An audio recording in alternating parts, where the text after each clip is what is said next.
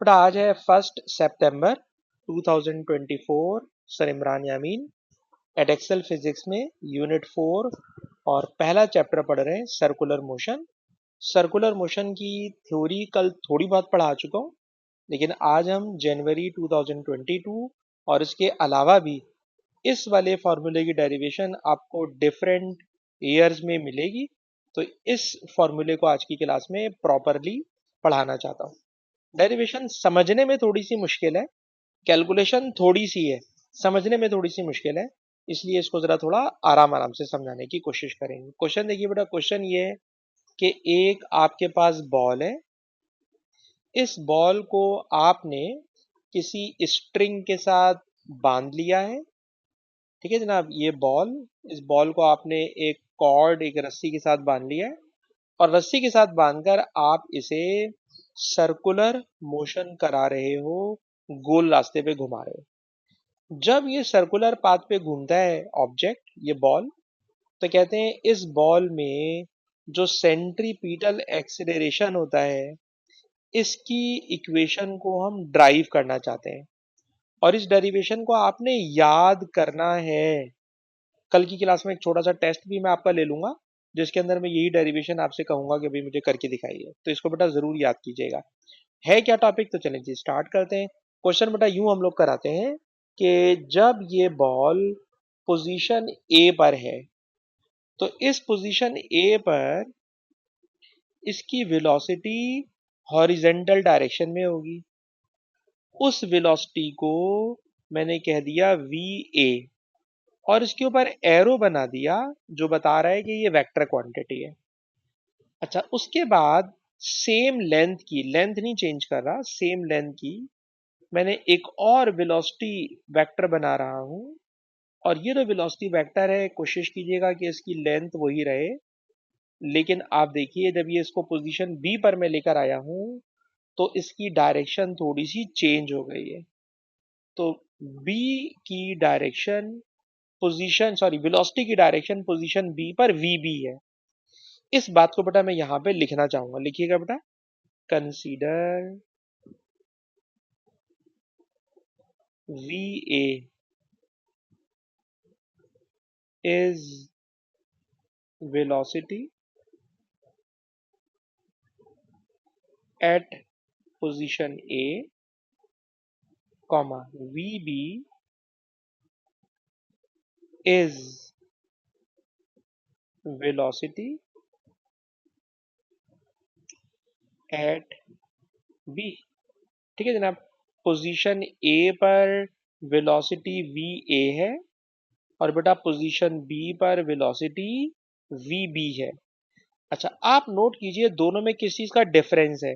Sir direction का difference है। ये डायरेक्शन हॉरिजेंटल है, ये डायरेक्शन डाउनवर्ड है, दोनों की डायरेक्शन में फर्क है। तो मैं कह सकता हूं कि बी की डायरेक्शन और ए की डायरेक्शन में डिफरेंस है।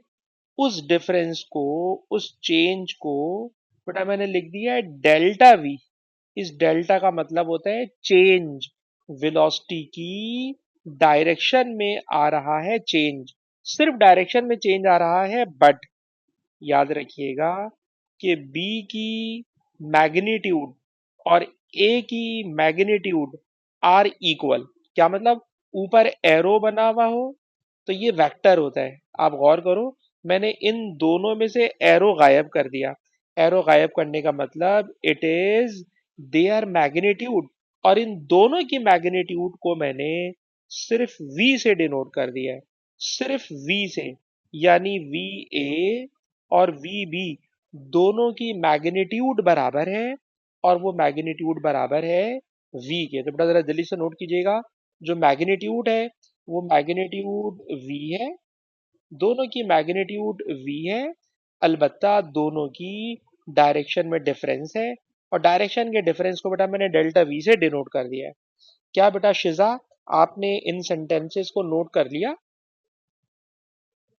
ठीक है जी, ठीक है बेटा, नोट कर लीजिए। अब हम थोड़ा सा और आगे चलना चाहते हैं।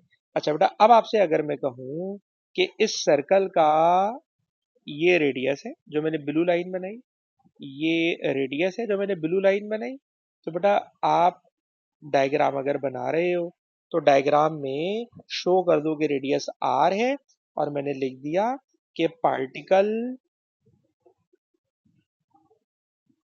Is moving along circular path along circular path of radius r। Circular path का बेटा जो रेडियस है इट इज r। बेटा कॉपी कर लीजिए, सर्कुलर पाथ का रेडियस r है, वेलोसिटी va और vb है, वेलोसिटी va और vb है। अच्छा, अब अगर मैं आपसे एक और बात कहूं कि आप ये जो मैंने दो ब्लू कलर की लाइनें बनाई हैं जो कि रेडियस है, अगर मैं ए और बी को आपस में मिला दूं, ए और बी को भी मैंने आपस में मिला दिया, तो ब्लू कलर की एक ट्रायंगल बन गई। इस ब्लू कलर की ट्रायंगल में अब्दुल्ला मैं आपसे पूछना चाहूंगा, जो ब्लू कलर की मैंने छोटी वाली लाइन बनाई है, ये सर्कुलर पाथ पर मैंने जो पूरा सर्कुलर पाथ बनाया हुआ है, सर्कुलर सरकमफेरेंस बनाया हुआ है, उसका छोटा सा सेगमेंट है। तो सर्कुलर पाथ के छोटे से सेगमेंट को कल की क्लास में मैंने क्या नाम दिया था? Circular arc length. तो ये जो बेटा ऊपर वाली लाइन है इट इज आर्क लेंथ। तो बेटा मैंने लिखा the arc length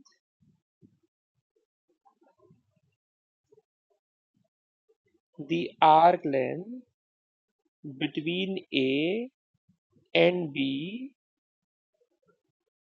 is S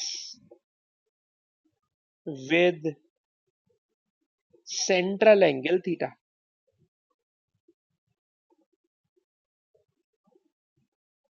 दोनों के रेडियस लाइंस के दरमियान जो एंगल बन रहा है बेटा, ये वाला एंगल आपको याद है कल हमने पढ़ाया था, सर्कल के सेंटर पर जो एंगल बनता है इट इज कॉल्ड थीटा। तो सर्कल के सेंटर पर एंगल बन रहा है थीटा। तो अगर उस डायग्राम को बेटा मैं आपको यहाँ पे दोबारा बना के दिखाऊं तो मेरे ख्याल में कुछ इस तरह की शक्ल बनी हुई है। इस शक्ल में सेंटर को बेटा मैंने ए कह दिया, इस जगह को बेटा मैंने ए कह दिया, इसे मैंने बी कह दिया, सेंटर पे बनने वाला एंगल थीटा, सर्कल की ये वाली लाइन रेडियस और ये आर्क लेंथ एस। ठीक है जनाब। अब आप जरा नोट कीजिए, ये एक ट्राइंगल बन गई है, ये बेटा बन गई है एक ट्राइंगल। और ये ट्राइंगल मैं कहां से उठा के लाया हूं? सर ये सर्कल के अंदर से आप उठा के लेकर आए। सर्कल के अंदर ब्लू कलर की ट्राइंगल है, इस ब्लू कलर की ट्राइंगल को बेटा मैंने यहाँ लाके बना दिया है। और हो सकता है मैं ऊपर नीचे बेटा इसको स्लाइड डाउन करूं तो ये आप इसके अंदर कंफ्यूज हो। तो मुझे लगता है कि मैं अगर इसको स्क्रीनशॉट करके एक जगह पे रख लूं ताकि मैं इसी को सामने रख के आपको बात समझा सकूं। तो बेटा जरा देखिएगा, मैंने जो डायग्राम येलो पेज पे बनाई है वो थोड़ी बड़ी है, और अगर मैं इसको छोटा कर लूं, चले जी मैंने छोटा कर लिया। तो अब आपको बेटा बात समझ में आ रही है कि जो सर्कल के अंदर ब्लू वाली ट्रायंगल बन रही थी वही ब्लू वाली ट्रायंगल बेटा मैंने यहाँ पे बना ली है। पर मुझे एक और ट्रायंगल बनानी है, कौन सी वाली? सर ये जो मैंने ग्रीन कलर की लाइनें हैं इससे भी एक ट्रायंगल बनानी है। सर ग्रीन कलर की ट्रायंगल से कैसी लाइनें बनेगी तो मैं आपको बताता हूँ। सर एक लाइन तो पोजीशन ए पे बन रही थी जो कि हॉरिजेंटल लाइन थी, जो कि हॉरिजेंटल लाइन थी। दूसरी पोजीशन बी पे बन रही थी जो कि नीचे की तरफ थी, जो कि नीचे की तरफ थी। जो हॉरिजेंटल लाइन थी वो थी वेलोसिटी वेक्टर ए, जो वेलोसिटी नीचे की तरफ टिल्ट है वो है वेलोसिटी बी। और अगर मैं इन दोनों को आपस में ज्वाइन कर दूं, इसमें मेरे ख्याल में कलर मैं चेंज कर लूं, ये बेटा ये वाली जो मैंने रेड लाइन बनाई है, this red line represents change in velocity. This red line represents change in velocity. Horizontal arrow position A पर वेलोसिटी, नीचे वाला एरो पोजीशन बी पर वेलोसिटी। दोनों वेलोसिटी में किस चीज का चेंज है?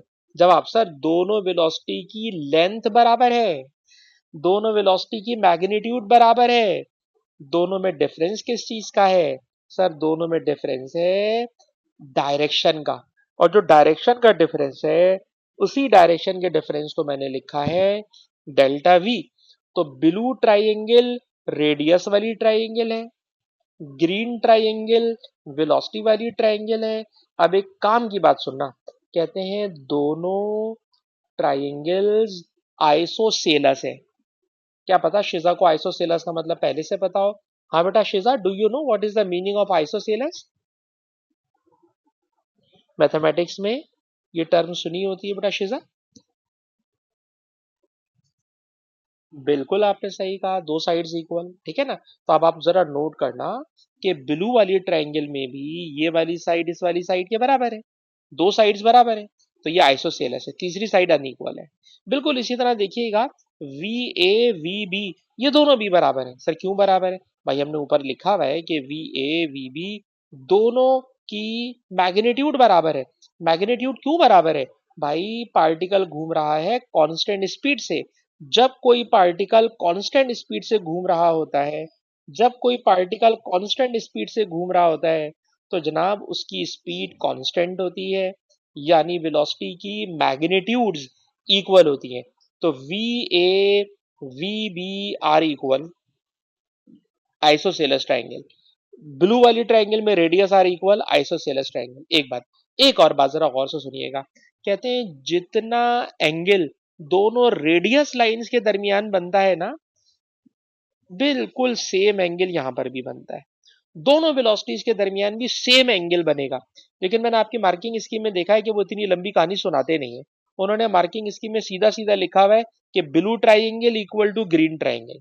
सर ब्लू और ग्रीन नहीं लिखा, मतलब वहां पे ट्राइंगल के कोई नाम रख दिए, ओ ए बी, और उसका नाम रख दिया पी क्यू आर, इसका नाम रख देते हैं पी क्यू आर। ठीक है ना, तो पी क्यू आर वाली ट्राइंगल और ओ ए बी वाली triangle, blue triangle green triangle, both triangles are similar.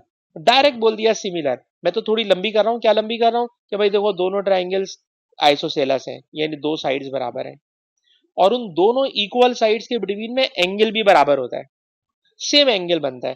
तो आपके पास पेपर में मैं देखता हूँ मार्किंग स्कीम में वो डायरेक्ट बोलता भाई दोनों ट्राइंगल सिमिलर है। तो मुझे भी चाहिए भाई, लंबी नहीं करना चाहिए, सिर्फ समझाने के लिए मैंने आपको लंबी कर दी, वरना मैं डायरेक्ट क्या लिख सकता हूँ, जरा लिखिएगा आप भी। मैंने लिखा ट्राइंगल ए ओ बी। याद रखिएगा जहां एंगल बन रहा होता है ना, उस एज को हम लोग बीच में लिखते हैं। तो एंगल ओ पे बन रहा है तो मैंने लिखा triangle A O B and triangle Q P R, क्योंकि इसके अंदर भी एंगल बीच में बन रहा है। ये दोनों ट्राइंगल जो है ना आर सिमिलर, दोनों ट्राइंगल सिमिलर, सिमिलर है। कोई बच्चा बोले सर क्यों सिमिलर है, तो थोड़ी सी लंबी कर रहा हूं, both are isosceles and same angle between two same sides. वो जो दो सेम साइड्स की, दो सेम लेंथ की साइड्स हैं, between two same length sides, दो साइड्स इक्वल है, और उन दोनों इक्वल साइड्स के बिटवीन का एंगल भी बराबर होता है हमेशा। ये रूल है, अगर आप कहेंगे तो मैं आपको लंबी करके ये भी बता दूंगा दोनों एंगल, दोनों के एंगल बराबर क्यों होते हैं। पर मुझे लग रहा है आपके मार्किंग इसकी में इतना नहीं है, इसलिए मुझे ज्यादा लंबी नहीं करना चाहिए। रट्टा मारिए सर, दोनों ट्राइंगल सिमिलर है क्योंकि दोनों आइसोसेलस है, और आइसोसेलस के बिटवीन का एंगल बराबर है। बस यहां तक की बातें थोड़ी समझाने वाली हैं। अब यकीन कर आगे मैथमेटिकल कैलकुलेशन बहुत सिंपल है। ठीक है जनाब, मैथमेटिकल कैलकुलेशन बहुत सिंपल है, अलबत्ता जितना मैंने बोला। अब्दुल्ला यार ये बताना दोनों ट्राइंगल सिमिलर क्यों है?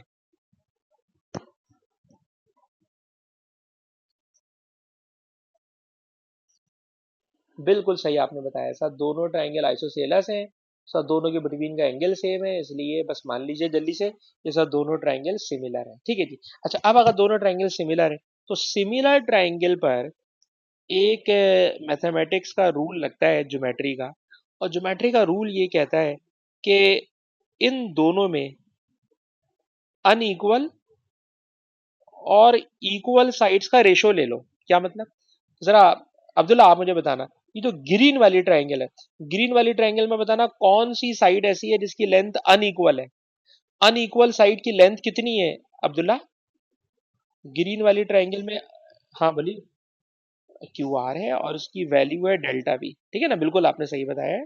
सर अनइक्वल साइड्स की लेंथ है delta we. Delta we it is the unequal side length divided y equal side length. Abdullah क्या है इसके अंदर बताना? इक्वल साइड लेंथ इसके अंदर क्या है ग्रीन वाली ट्राइंगल में? ए पी क्यू भी बराबर है सर, पी आर भी बराबर है, दोनों बराबर है। दोनों की velocity V A V B, और दोनों V A V B sir खाली वी के बराबर है। तो वी ए नहीं लिखे, वी बी नहीं लिखे, सारी सिर्फ वी लिख दें। तो बेटा मैंने यहां लिख दिया वी। ठीक है जनाब। Unequal side sir delta V, equal side A और बी दोनों थी, लेकिन मैंने इन दोनों की जगह खाली वी लिख दिया है। अच्छा शेजा बेटा आपकी बारी। शेजा बेटा मुझे बताओ कि ये वाली जो ब्लू वाली ट्राइंगल है, इसमें कौन सी साइड की लेंथ आपको अनइक्वल नजर आ रही है? शेजा ए बी, और उसकी वैल्यू कितनी है एस।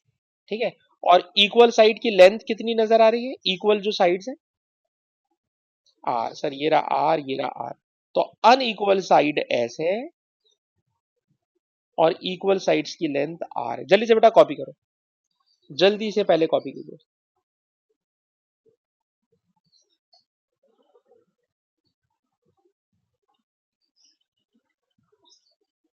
ठीक है ना। और अगर आप कॉपी कर चुके हो तो फिर मैंने लिखा कि इफ द टाइम इंटरवल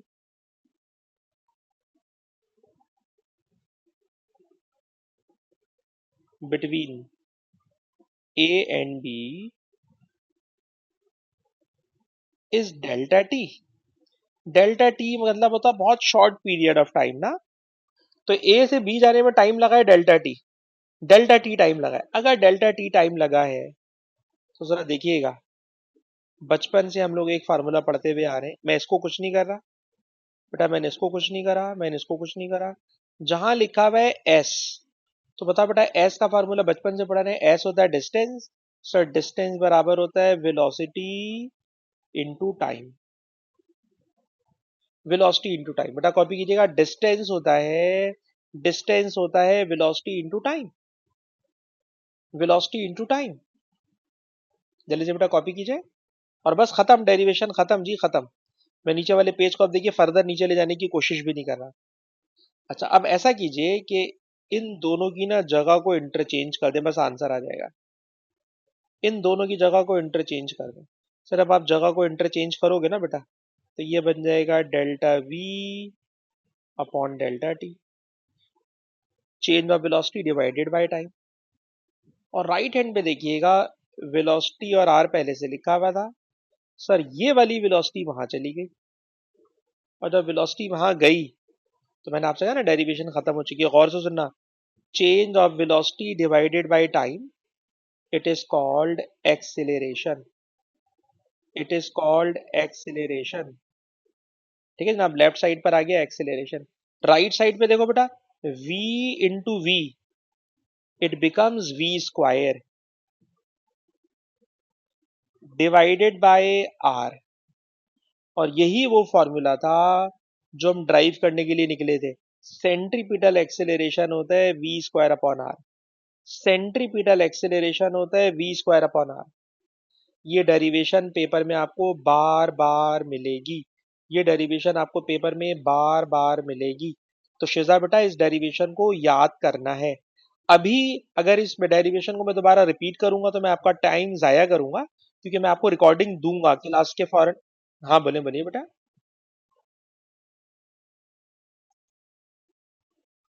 लेकर क्यों गए ये बताओ बेटा। कि जब हम कोई डेरिवेशन कर रहे होते हैं ना, तो डेरिवेशन में एग्जामिनर ने हमें एक फॉर्मूला दिया होता है कि ये आपको लाना है। ठीक है ना, ये लाना है, कुछ भी करो ये लाना है। तो हम ऐसी प्लानिंग करते हैं कि हमारा ये रिजल्ट आ जाए।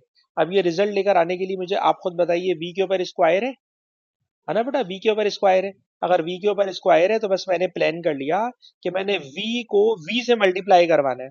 तो अब आप खुद सोचिए, जब मैं इस वी को उठा के उधर लेके चला गया तो फायदा क्या हुआ सर, इस वाले वी से ये वाला वी क्या हो गया, multiply. V into V it becomes V square. तो हमें जो रिजल्ट बेटा लाना होता है ना, हम उसे प्लान कर लेते हैं, मुझे ये रिजल्ट लाना है। तो मुझे वी को वी से मल्टीप्लाई कराना था ताकि ये क्या बन जाए, वी स्क्वायर। तो इसलिए मैं इस वी को उठा के उधर लेके गया। वहां पे डेल्टा टी बिला वजह पड़ा था, उसको उठा के मैं इधर लेकर आया। जब मैं इधर लेकर आया तो बेटा मुझे लेफ्ट हैंड पे चाहिए था एक्सेलरेशन। बताओ एक्सेलरेशन क्या होता है? सर एक्सेलरेशन होता है change of velocity divided by time. तो मुझे डिनोमिनेटर में टाइम चाहिए था, दूसरी तरफ वी स्क्वायर चाहिए था। मेरा पूरा मतलब जो मुझे चाहिए नजर आ रहा था, मैंने उसी पे अमल किया और मैं कामयाब हो गया। तो v को बेटा मैं उधर लेके गया ताकि वी स्क्वायर बन जाए, डेल्टा टी को बेटा मैं इधर लेकर आया ताकि ये एक्सेलरेशन का फार्मूला बन जाए। तो आपको क्या मेरी चालाकी समझ में आ गई? चालाकी क्या होती है कि हमें जो चीज चाहिए बस हमें वहां तक पहुंचना है। अब वहां तक पहुंचने के लिए जो भी काम होगा बस हम वो करने की कोशिश करेंगे। ठीक है, चलो ठीक है। ओके बेटा, इसको कॉपी कर लीजिए। अब्दुल्ला, अच्छा बेटा, यार अब्दुल्ला इसका चार्जर लगा दे यार। अच्छा बेटा, ये क्वेश्चन हो गया कंप्लीट। यार अब्दुल्ला पटेल आपको नहीं बोला था, मैं अपने लड़के को बोला था, आप भी बोलेंगे सर क्या बोल रहे हैं। अच्छा जी, ये हमारी डेरिवेशन हो गई कंप्लीट, और ये डेरिवेशन कंप्लीट होने के बाद नीचे दिया हुआ है क्वेश्चन। उस क्वेश्चन को मैं करा तो रहा हूँ, लेकिन इस क्वेश्चन में भी ना थोड़ी सी मुझे थ्योरी और पढ़ानी है, थोड़ी सी थ्योरी, ठीक है ना, लेकिन ये ऊपर वाला क्वेश्चन कम से कम हो जाएगा इसमें। ये क्या चीज है तो जरा सुनिए। कह रहे हैं कि जब बॉल को बेटा ये घुमा रहे हैं तो बॉल कर रही है 1.3 रेवोल्यूशन पर सेकेंड। ठीक है, तो शिजा कल याद है मैंने आपको एक चीज पढ़ाई थी, आरपीएम। आरपीएम का था रेवोल्यूशन पर मिनट। ठीक है, और याद है रेवोल्यूशन पर मिनट को बेटा मैंने कल कन्वर्ट करवाया था रेडियन पर सेकंड में। मैं आपको कहना ये चाह रहा हूं कि जब कोई ऑब्जेक्ट सर्कुलर पाथ पे घूमता है तो उसकी जो एंगुलर वेलोसिटी होती है उसे ओमेगा से डिनोट करते हैं, और जो इन्होंने 1.3 रेवोल्यूशन पर सेकंड दिया हुआ है ये है एंगुलर वेलोसिटी। ये है एंगुलर वेलोसिटी। शिजा कहेंगे सर आप मुझसे पूछना क्या चाह रहे हैं? बेटा मैं पूछना ये चाह रहा हूं कि how can we convert this revolution into radian. सिर्फ इतनी सी बात मुझे बताओ शिजा, रेवोल्यूशन को रेडियन में कैसे बदलते हैं? कल पढ़ा है जी बेटा, रेवोल्यूशन को रेडियन में कैसे बदलते हैं शिजा?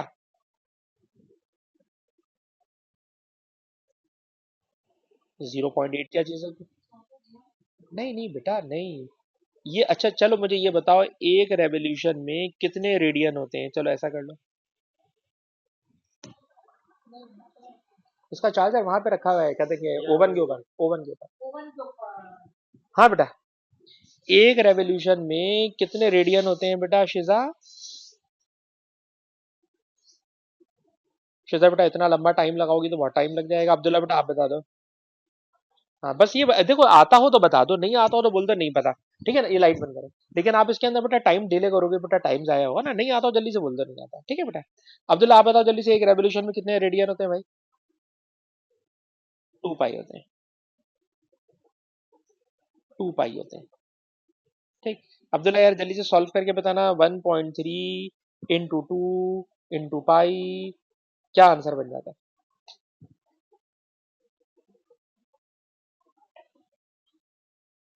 13/5 पाई।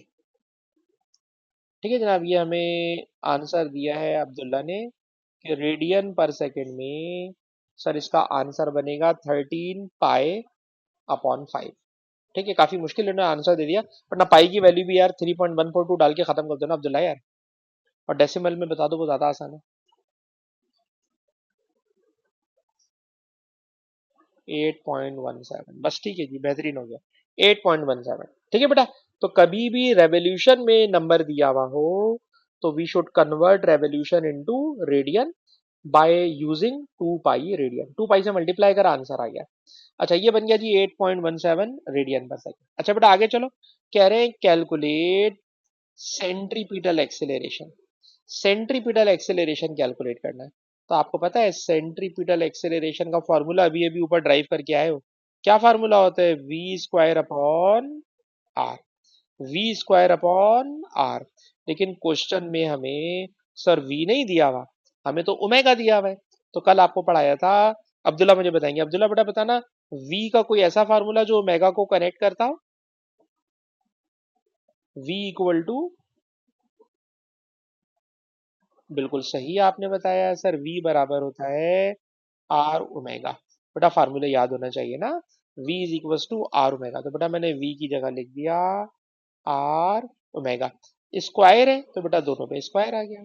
अब आप नोट कीजिए कि सर इस वाले स्क्वायर से ये वाला स्क्वायर कैंसिल हो जाएगा, और अब स्क्वायर से स्क्वायर कैंसिल हो जाएगा तो सेंट्रीपिटल एक्सेलरेशन का एक नया फार्मूला बन गया आर ओमेगा स्क्वायर। तो आपको ये फार्मूला डायरेक्ट याद होना चाहिए सेंट्रीपिटल एक्सेलरेशन का। बेटा शिजा, जब मैं कल क्लास करूंगा तो आपसे पूछूंगा भाई दो फार्मूले बताएं, तो एक फार्मूला होगा वी स्क्वायर अपॉन आर और दूसरा फार्मूला होगा आर ओमेगा स्क्वायर। एक formula V square upon R है और दूसरा फार्मूला आर ओमेगा स्क्वायर है। ठीक है। अच्छा अब जरा बेटा आगे चलते हैं। R R for radius. Sir radius दिया हुआ है 0.58, ये रेडियस है बेटा। जहां लिखा हुआ है ओमेगा, ओमेगा है बेटा 8.17। यार अब्दुल्ला जल्दी से आंसर कीजिए, 0.58 इंटू 8.17 सॉल्व करोगे तो क्या आंसर आएगा? 38.7, 38.7, और इसकी यूनिट होगी मीटर पर सेकेंड स्क्वायर। इसकी यूनिट होगी बेटा मीटर पर सेकेंड स्क्वायर। ठीक बेटा, इसको कॉपी कर लें तो हम आगे चले।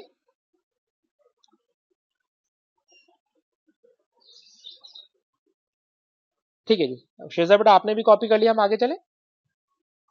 अच्छा बेटा, इसका अगला पार्ट अभी हम करा ही नहीं सकते आपको जब तक कि पहले थोड़ी सी और थ्योरी ना पढ़ा लें। तो हमें वापस जाना पड़ेगा व्हाइट पेज के ऊपर, और व्हाइट पेज के ऊपर जाकर पहले हम थोड़ी सी थ्योरी आपको और एक्सटेंड करेंगे, और उसके बाद फिर हम आपको वापस इसी जगह पे लेकर आ देंगे। तो बेटा याद करो, कल मैंने हेडिंग दी थी सेंट्रीपिटल एक्सेलरेशन, और सेंट्रीपिटल एक्सेलरेशन के लिए कल मैंने डेफिनेशन पढ़ाई थी, और वो डेफिनेशन ये थी कि जब कोई ऑब्जेक्ट सर्कुलर पाथ पे घूमता है तो सर उसकी डायरेक्शन ऑफ मोशन चेंज हो रही होती है।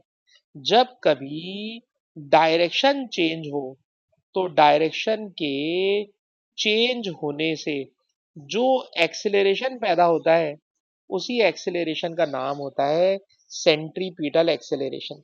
आज मेरा सवाल है कि बताइए वो कौन सी फोर्स होती है जो डायरेक्शन चेंज करती है। तो इसका आंसर है कि सर जो फोर्स डायरेक्शन चेंज करती है सर उस फोर्स को कहते हैं सेंट्रीपिटल फोर्स। सेंट्रीपिटल फोर्स वो फोर्स होती है सर जो डायरेक्शन चेंज कर देती है। कैसे चेंज करती है? तो आइए उसकी एग्जाम्पल देखते हैं। एग्जाम्पल बेटा ये है कि जब आप किसी पत्थर को रस्सी से बांधते हो, तो ये बेटा पत्थर है। इस पत्थर में कुदरत ने, नेचर ने, अल्लाह ताला ने इनर्शिया रखा हुआ। इस इनर्शिया की वजह से ये पत्थर स्ट्रेट लाइन पर भागने की कोशिश कर रहा होता है, लेकिन इस पत्थर को आपने एक रस्सी से बांधा हुआ है। इस रस्सी में पैदा हो जाती है टेंशन। ये टेंशन, रस्सी की टेंशन इस पत्थर को बांध कर रखती है और उसे स्ट्रेट लाइन पर भागने नहीं देती। इसलिए जब पत्थर ए से बी पर पहुंचता है, तो पत्थर ए से बी पर पहुंच गया लेकिन भाग नहीं पाया। इसको किसने रोक के रखा हुआ है? तो आप कहेंगे सर रस्सी की टेंशन है।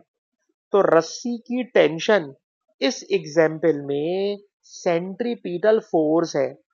इस सेंट्रीपिटल फोर्स की वजह से, इस टेंशन की वजह से ये पत्थर, ये पार्टिकल स्ट्रेट लाइन पर भागने की कोशिश तो कर रहा है लेकिन कामयाब नहीं हो पा रहा। भागने की कोशिश कर रहा है पर कामयाब नहीं हो पा रहा। तो पूरी बात ये बनी कि जब किसी ऑब्जेक्ट को हम सर्कुलर पाथ पे घुमा रहे होते हैं तो वो खुशी से गोल रास्ते पे नहीं घूम रहा होता, उसका इनर्शिया तो उसे स्ट्रेट लाइन पर स्केप कराने की कोशिश कर रहा होता है। कोई ऐसी फोर्स होती है जो इसे सेंटर की तरफ बांध कर रखती है और भागने नहीं देती। यानी उसकी अपनी जाती कोशिश क्या है? सर पत्थर की का पर्सनल इंटरेस्ट ये है कि वो स्ट्रेट लाइन पे भाग जाए, पर इसको भागने से कौन रोक रहा है? Tension. Then this tension is acting as centripetal force, और ये सेंट्रीपिटल फोर्स हमेशा सेंटर की तरफ एक्ट करती है और पत्थर को गोल रास्ते पर घूमने पर मजबूर कर देती है। मैं अपनी बात रिपीट करूंगा, मेरी बात शिजा मुझे बोलेंगी, फिर बेटा मैं आगे लेके चलूंगा। बेटा शिजा गौर से सुनना। सर, जब किसी ऑब्जेक्ट को हम सर्कुलर पाथ पर घुमाते हैं तो वो ऑब्जेक्ट सर्कुलर पाथ पर घूमना नहीं चाहता, उसका इनर्शिया उसे एस्केप कराना चाहता है।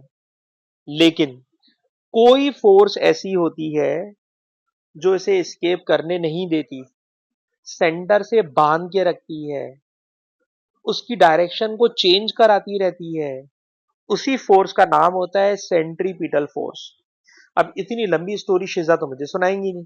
शिजा सिर्फ इतनी सी बात बेटा आपने बोलनी है कि सर वो फोर्स जो सेंटर की तरफ एक्ट करती है और बॉडी को सर्कुलर पाथ पर घूमने पे मजबूर कर देती है, it is called centripetal force. बेटा शिजा अपने अल्फाज में बताइए, what is centripetal force?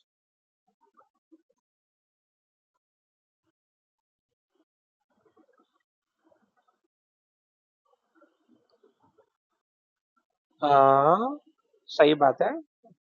Circular path पर नहीं, ग्रेविटी कहां से आ गई बेटा?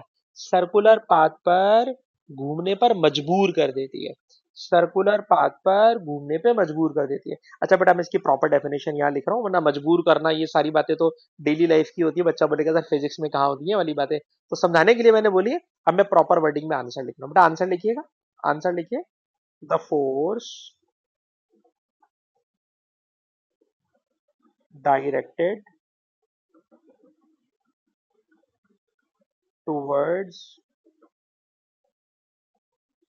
The centre of circular path responsible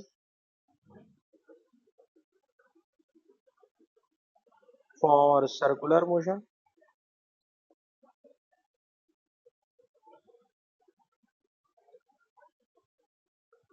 is called centripetal force।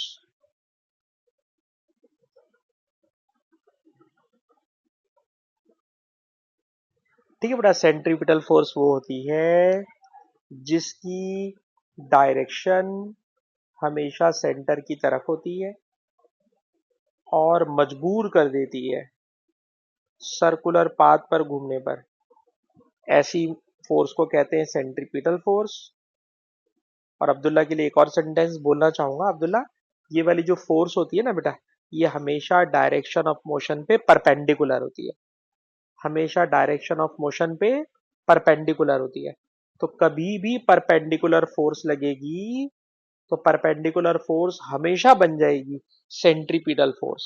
जो फोर्स परपेंडिकुलर होती है वो हमेशा बन जाती है सेंट्रीपिटल फोर्स। अच्छा, सेंट्रीपिटल फोर्स के लिए बेटा अभी शिजा जो मैंने एग्जाम्पल सुनाई, it is most easiest example कि पत्थर को रस्सी से बांधा, और अभी जो मैंने क्वेश्चन भी कराया उसमें भी वो बच्चे ने बॉल को रस्सी से बांध के घुमा रहा था। तो जब आप बॉल को रस्सी से बांध के घुमाते हो तो रस्सी में पैदा हो जाती है टेंशन, और ये टेंशन काम कर रही होती है सेंट्रीपिटल फोर्स का। ठीक है, लेकिन ये नहीं है कि हमेशा ऐसे ही होगा। अब मैं आपको कोई और एग्जाम्पल देना चाहता हूँ। एक और एग्जाम्पल ले लेते हैं, पहले यहां तक की कॉपी कर चुके हो तो।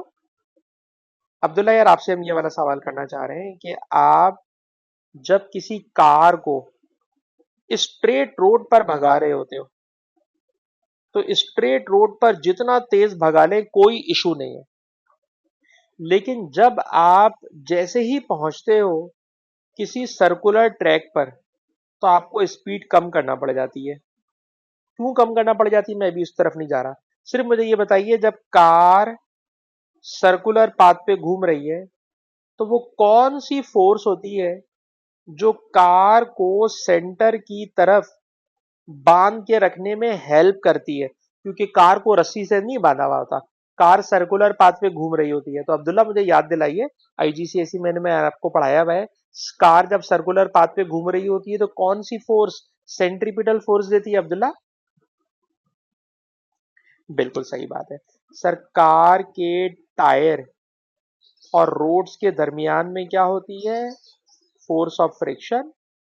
और सर ये फोर्स ऑफ फ्रिक्शन हमें प्रोवाइड करती है, कार को प्रोवाइड करती है सेंट्रीपिटल फोर्स। तो ये समझ लीजिए एग्जाम्पल नंबर 2 हो गई। तो शिजा बेटा बात समझ में आई, कार को आपने रस्सी से नहीं बांधा हुआ, तो कार के टायर और रोड के बिटवीन में जो फ्रिक्शन है, it is providing centripetal force. और अभी मैंने आपसे कहा था कि सेंट्रीपिटल फोर्स की वजह से सर्कुलर मोशन हो रही है। अगर आप फ्रिक्शन खत्म कर दें, क्या मतलब, रोड के ऊपर ना ऑयल फेंक दें, फ्रिक्शन खत्म हो गई, ऑयल आ गया, रोड फ्रिक्शन खत्म। बताइए अगर रोड पे ऑयल पड़ा हुआ हो तो क्या आप कार को गोल रास्ते पे अपनी मर्जी से घुमा सकते हैं? इसका आंसर है नो। सर कार फिसल कर, स्किड करके साइड की दीवारों से टकरा जाएगी। अगर टायर घिसे हुए हो, फ्रिक्शन नहीं हो, ऑयल पड़ा हुआ हो, तो कार स्लिप कर जाएगी, स्किड कर जाएगी और दीवार से जाके टकरा जाएगी। तो फ्रिक्शन प्रोवाइड्स सेंट्रीपिटल फोर्स। ये एग्जाम्पल नंबर 2 हो गई। एक और एग्जाम्पल ले लेते हैं। सर एक और एग्जाम्पल ये है कि ये बताइए, हमने स्पेस फिजिक्स पढ़ी हुई है, स्पेस फिजिक्स में हम पढ़ते हुए आ रहे हैं कि जो सूरज है ना बेटा, सोलर सिस्टम में सूरज, सूरज के अराउंड स्टार्स घूम, सॉरी, सूरज के अराउंड प्लैनेट्स घूम रहे हैं।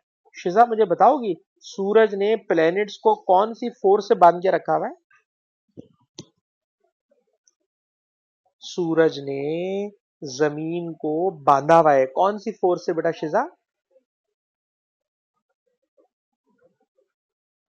तो इसका आंसर है सर, सूरज का मास बहुत ज्यादा है, तो सर सूरज प्रोवाइड करता है। नहीं ना बेटा, बिल्कुल आवाज नहीं आई, मैं तो डर गया कि इतना आसान सवाल में आप साइलेंट हो गई। तो हो सकता है बेटा आपके माइक्रोफोन में इशू हो, पर ये बात आपको पता है ना कि सूरज और जमीन के दरमियान में क्या है? Gravitational force. और ये ग्रेविटेशनल फोर्स हमें क्या प्रोवाइड कर रही है? Centripetal force. ठीक है ना, ये सेंट्रीपिटल फोर्स प्रोवाइड कर रही है। तो ये बेटा मैंने दो तीन आसान आसान एग्जाम्पल आपके सामने ले ली। अब आसान आसान एग्जाम्पल के बाद हमें थोड़ी सी मुश्किल एग्जाम्पल कराना चाहता हूँ।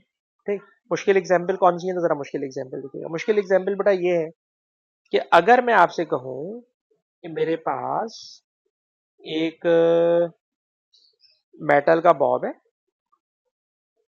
इसको बेटा मैंने छत से इस तरह से हैंग कर दिया, बांध दिया, और इस मेटल के बॉब को मैं इस तरह ऑसिलेशन नहीं करा रहा, इस तरह ऑसिलेशन नहीं करा रहा, बल्कि मैं इस बॉब को इस तरह के सर्कुलर ट्रैक पे घुमा रहा हूं, इस तरह के सर्कुलर ट्रैक पे घुमा रहा हूं।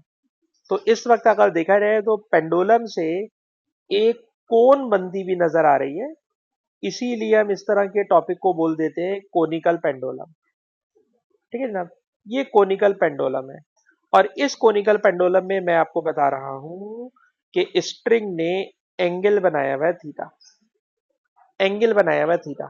ठीक है, अब मैं थोड़ी सी मुश्किल एग्जाम्पल करा रहा हूं ताकि मैं आपको पास पेपर के क्वेश्चन में ले जा सकूं, पेपर में ले जाना चाह रहा हूं, उसके लिए मैं तैयारी करा रहा हूं। गौर से सुने।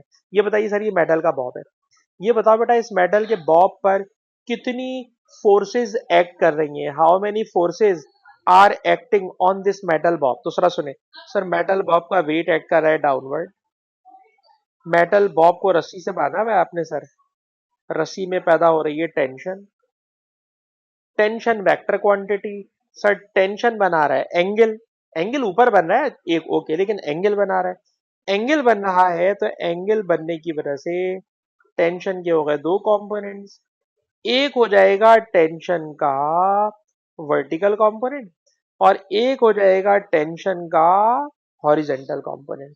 शिजा, बल्कि अब्दुल्ला से पूछूंगा, अब्दुल्ला बताना टेंशन का हॉरिजेंटल कंपोनेंट वेक्टर की लैंग्वेज में बताना, T cos theta, T sine theta, vector आपने पढ़ा हुआ होता है Abdullah, T cos theta. Abdullah गलती कर रहे हो यार, अब्दुल्ला भाई गलती कर रहे हो, अब्दुल्ला भाई को याद नहीं आ रहा। हाँ, कोई बात नहीं, कोई बात नहीं, मैंने इसीलिए आपसे घुमा के पूछा ना बेटा। जब एंगल एक्स एक्सिस से बने तो टी कॉस थीटा होता है, सर जब एंगल वाई एक्सिस से बने, एंगल वाई एक्सिस से बने तो हॉरिजेंटल कंपोनेंट होता है T sine theta, T sine theta. ठीक है ना, और वर्टिकल कंपोनेंट होगा टी कॉस थीटा। ठीक है ना, टी कॉस थीटा। अच्छा, weight acting downward, weight acting downward. अच्छा, अब अगर मैं आपसे पूछूं कि सर वेट जो है ना, it is T cos theta.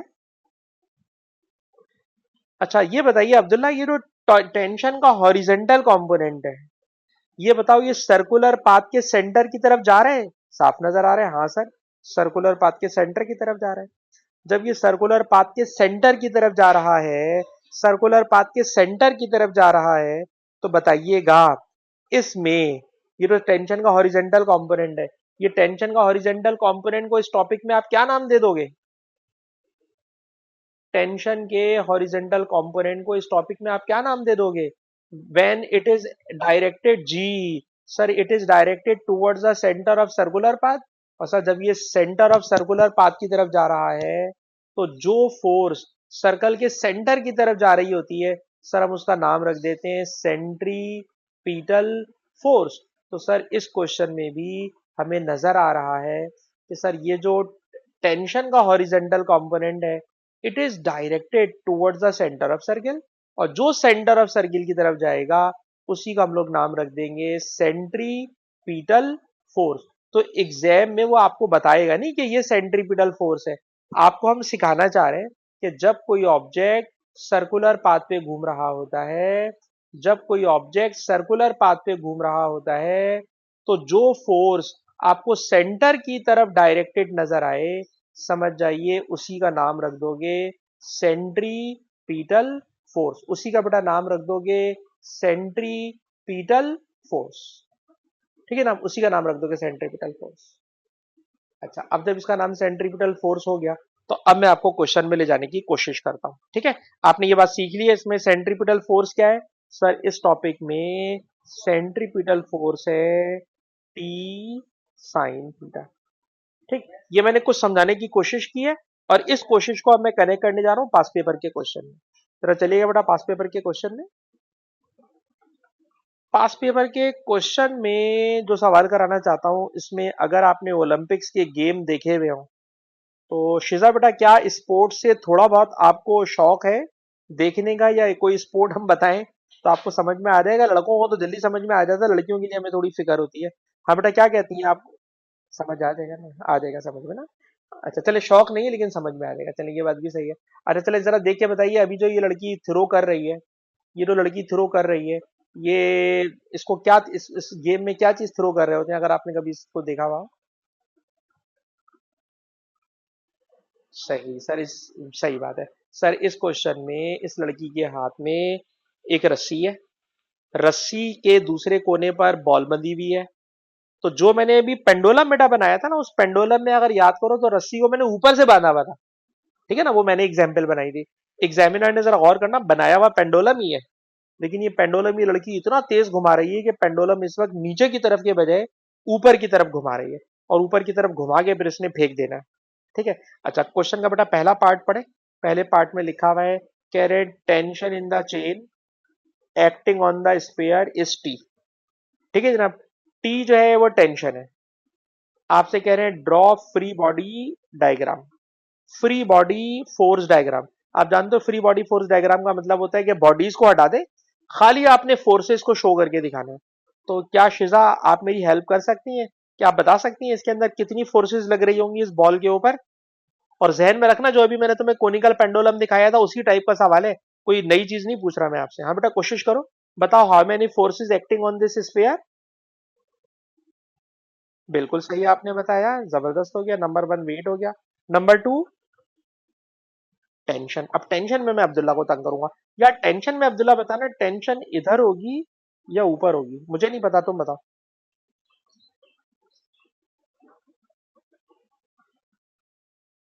Tension आप कह रहे हो ऊपर होगी, आपका क्या ख्याल है बेटा शिजा? ये कह रही है नीचे की तरफ होगी। ठीक है। अच्छा दोनों ने एक एक आंसर दे दिया, एक का सही होगा एक का गलत होगा, लेकिन मैं रूल बता दूं अब्दुल्ला, यार मैंने रूल तुम्हें पढ़ाया हुआ है बेटा। रूल मैंने ये पढ़ाया था कि हमेशा टेंशन की डायरेक्शन जिस ऑब्जेक्ट को स्टडी कर रहे होते हैं उससे अवे होती है, ऑब्जेक्ट से अवे होती है, टूवर्ड्स द सपोर्ट होती है। ठीक, तो तुम बेटा मुझे बताओ, इस क्वेश्चन में अब्दुल्ला आप बताना, हम बॉल को स्टडी कर रहे हैं या इस खातून को स्टडी कर रहे हैं? बॉल को, तो बॉल हमारा ऑब्जेक्ट है, और बेटा जब हमारा बॉल ऑब्जेक्ट है ना, तो टेंशन की डायरेक्शन ऑब्जेक्ट से अवे होगी और टूवर्ड्स द सपोर्ट होगी। तो सपोर्ट ये खिलाड़ी है, इसलिए टेंशन की डायरेक्शन नीचे की तरफ होगी। अच्छा शिजा, ईमानदारी से बताना, रूल पता था या अंधी लगाई है और सही हो गई है? अच्छा आइडिया से, मतलब आइडिया से किया, लेकिन आइंदा आइडिया के बजाय हम फोर्स करना चाह रहे हैं कि आप जहन में रूल रखें। रूल बेटा क्या पढ़ाया है? हमेशा ऑब्जेक्ट से अवे होगी और टूवर्ड्स द सपोर्ट होगी, ठीक है ना? तो अंदाजा नहीं करेंगे हम लोग, बाय द रूल करेंगे। अच्छा ये कह रहे हैं सर आप इसमें एरो बनाए, एरो बना देते हैं, एरो बनाइए बेटा। Weight acting downward, weight acting downward and tension acting in this direction. तो इसके पास ये दो फोर्सेस लग रही होंगी, ठीक है ना? अच्छा उसके बाद कह रहे हैं explain why the sphere moves with circular motion. बताइए सर्कुलर मोशन क्यों हो रही है, सर्कुलर मोशन क्यों हो रही है? तो याद रखिएगा, कभी भी सर्कुलर मोशन की बात करें ना, कभी भी सर्कुलर मोशन की बात करें तो समझ जाइए कि सर्कुलर मोशन में हमने ये वाली बात बतानी है कि ऑब्जेक्ट पर कोई रिजल्टेंट फोर्स होगी। और पता है वो रिजल्टेंट फोर्स किस चीज की रिजल्टेंट होगी, ये भी हम आगे चल के आपको पढ़ाएंगे। सर इस वेट और टेंशन, इन दोनों का कोई रिजल्टेंट होगा। और वो जो रिजल्टेंट होगा ना, अगली क्लास में कराऊंगा, वो रिजल्टेंट इस डायरेक्शन में एक्ट कर रहा होगा। और जब वो इस डायरेक्शन में एक्ट कर रहा होगा तो मैं आपको नेक्स्ट क्लास में पढ़ाऊंगा कि लड़की जो बॉल को घुमा रही है ना, वो दर हकीकत इस तरह के सर्कल में घुमा रही है। मेरा सर्कल थोड़ा सा ऊपर नीचे हो गया, लेकिन वो इस तरह के सर्कल में घुमा रही है। और जब वो इस तरह के सर्कल में घुमा रही है तो अब्दुल्ला आपको मेरा ब्लैक वाला एरो समझ में आ रहा है? ये जो ब्लैक वाला एरो होगा, it will be directed towards the centre of circular path. तो मैं कहूंगा कि टेंशन और वेट, इन दोनों फोर्सेस का कोई रिजल्टेंट बनेगा अगली क्लास में। और वो जो रिजल्टेंट होगा, it is directed towards the centre of circle. So this resultant will be centripetal force. और सेंट्रीपिटल फोर्स की वजह से हमेशा कोई ऑब्जेक्ट सर्कुलर पाथ पर घूम जाता है। जरा वर्डिंग लिख लो तो मेरे ख्याल में तुम्हें बेहतर बात समझ में आएगी। लिखिएगा द रिजल्टेंट,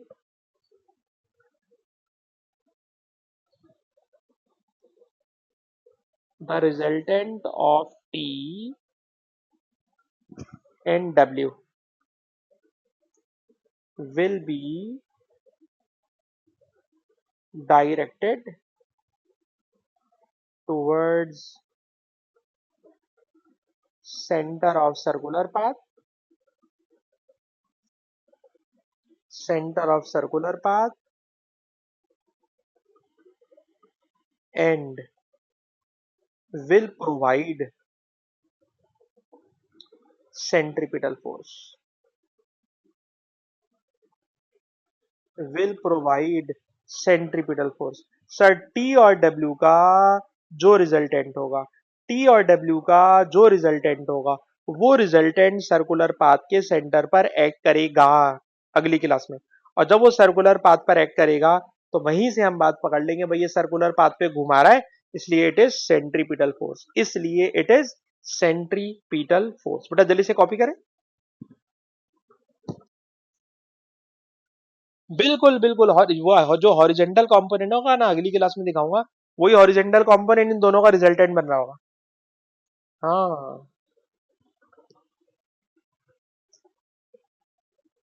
जी बेटा, कॉपी हो गया। इन्होंने कोई थीटा बीटा दिया है? हाँ थीटा भी दिया हुआ है, थीटा भी दिया हुआ है, सही कह रहे हैं आप।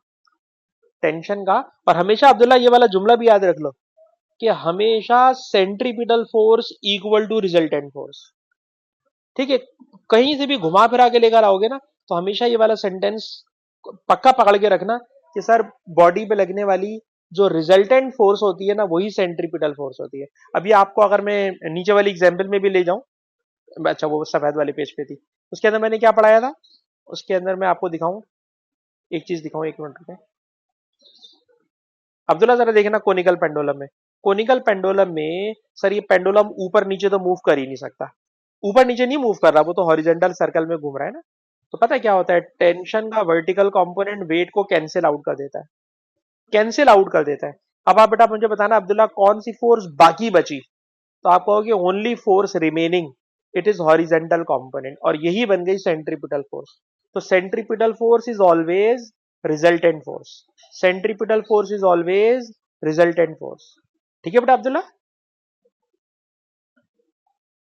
चले ठीक है, और इस चीज को इंशाल्लाह अगली क्लास के अंदर और हम बेहतर करने की कोशिश करेंगे। अलबत्ता इसको भी मैं यहीं पर रोक रहा हूँ क्योंकि ये जो अगला सवाल है अगले पार्ट के अंदर थोड़ी जरा कैलकुलेशन लंबी है, तो मैं चाहूंगा कि अगली क्लास में बिल्कुल प्रॉपर वे में लेके चलूं। और प्रॉपर वे में लेके चलने में मुझे नहीं पता कि हम लोग तीसरा दिन क्लास का मंडे वाले दिन में डालें या फ्राइडे वाले दिन में डालें। अब्दुल्ला तुम क्या मशवरा देते हो? मैं रिकॉर्डिंग बंद कर रहा हूँ बेटा।